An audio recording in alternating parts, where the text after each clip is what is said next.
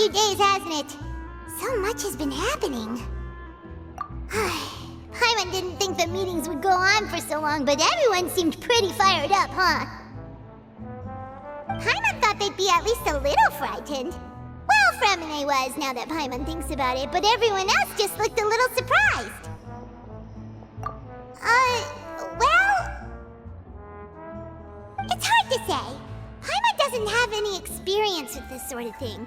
But with you around, Paimon sure will do great. After all, you're the most reliable person in the world, aren't you? Huh? Did you just pour some tea? Paimon didn't notice you doing that at all. Then what's that? Paimon's never seen that cup before.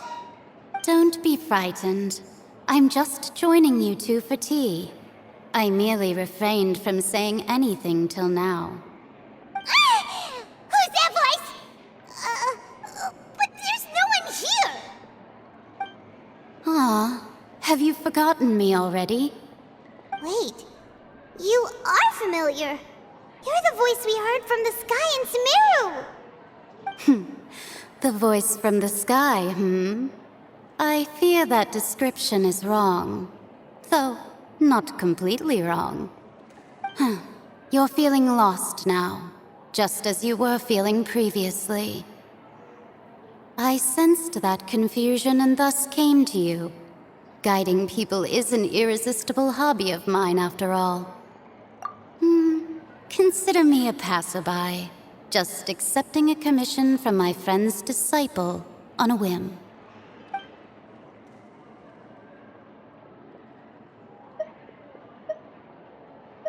The prophecy. Yes, what has been prophesied will be fulfilled. You may view such things as the history of the future. What? Then is there any way we can stop it? I believe you have witnessed a failed attempt with your own eyes. Can everything in Teyvat so easily be changed?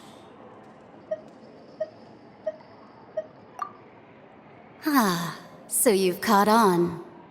Just as prophecies are usually only the future as seen from the perspectives of the gods, could things be happening in hidden corners where the gods' gaze does not fall?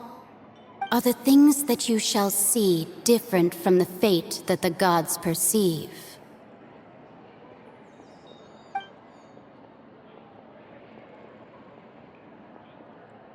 What is she talking about? It all sounds really impressive and important and stuff, but it also sounds kinda scary.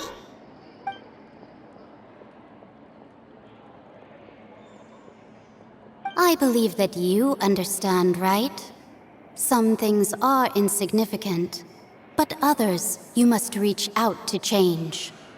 Ultimately, fate shall serve as your only guide, no matter what will happen in Teyvat's future. All you need to do is to play your part. This was good tea, by the way. Thank you for your hospitality. Well, that'll be all for today. The voice. It's gone.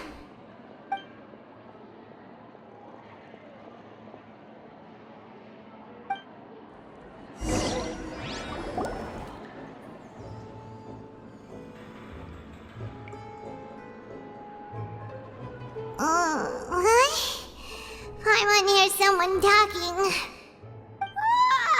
All right, coming. Hey, it's you who's getting lazy, okay? Well, I see I've walked in on some lively banter. Luna! Fine, just fine. I went to take part in that Steambird panel. It turned out to be more interesting than I expected. Not all Fontanians are pessimistic about this. One journalist mentioned that sitting around and waiting for the end to come would be wrong, and that they should make their own rescue preparations. I agreed, so we had a brief chat with her. Did she have pink hair by any chance? Why, yes! It was Charlotte. You remember her, right? That daredevil journalist? I'm in full support of her view. Prophecies are very important, but how can people allow their lives to be commandeered by just a few words? That's right! Paimon's glad to hear something sensible for once. Ah, yes. About what we had discussed before. I did try, but I'm afraid I couldn't reach the old hag. I'll try again tonight, but I wouldn't get your hopes up. Huh?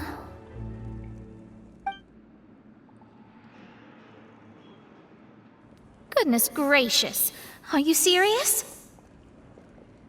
She said that even the god's gaze has blind spots. Pretty bold if you ask Paimon. Most people would believe the gods to be all-knowing, right? The Hexen Circle members are certainly anything but ordinary. As for the mage named N, the old hag has mentioned her a few times. She said that N's sense of direction is incredible, and that she loves guiding those who are lost. But I've never met her, and if she were still alive, she'd be... well, suffice it to say that the hag's at least a few hundred now, and N's been around for longer than that. Whoa, the Hexen Circle sounds like a scary group. But they must really stay in shape to live so long. Their abilities alone are pretty terrifying. If she came to see you personally, then the problem you're facing must truly be of great importance. Well, it's not like Paimon could understand anything she said. Yes, she was quite cryptic, but I suspect she means that there is still a way to turn things around. She didn't say when or what that would be, though, so... perhaps it is something that you cannot know right now.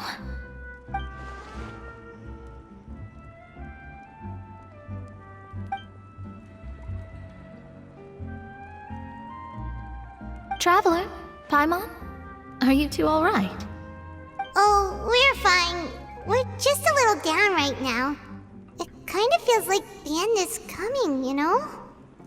I see. I feel that same sense of desperation, too. I guess you could consider me someone who has often witnessed fate. So far as I have seen, it cannot be swayed. But even so, I still hope for, and believe in, miracles. Astrology is eternal and rational, but fate may not be. It is cruel, but it can also be beautiful. Perhaps that's what En was trying to tell you. Not to lose heart, and to believe that what you are seeing playing out before you is not yet set in stone. I did originally think of steering clear of all this, but I couldn't. Even if this is all futile, I still wish to help everyone. If we don't struggle to the last, then how can we face the end when it comes? Huh. You do have a point. There I go, talking about astrological principles again. Sorry about that. The moment I start talking about work-related stuff... I need to get going. It was worth trying to comfort you, even if only a little. I believe that you'll help those who are struggling in the same way I did. I suppose that might be why we always seem to meet by coincidence. Paimon feels kind of moved by what Mona said. But also kind of sad, too. Hey, Traveler. Paimon suddenly feels like going outside for a walk. Let's go. Let's walk around the city, shall we? There's a few spots we always like to walk by.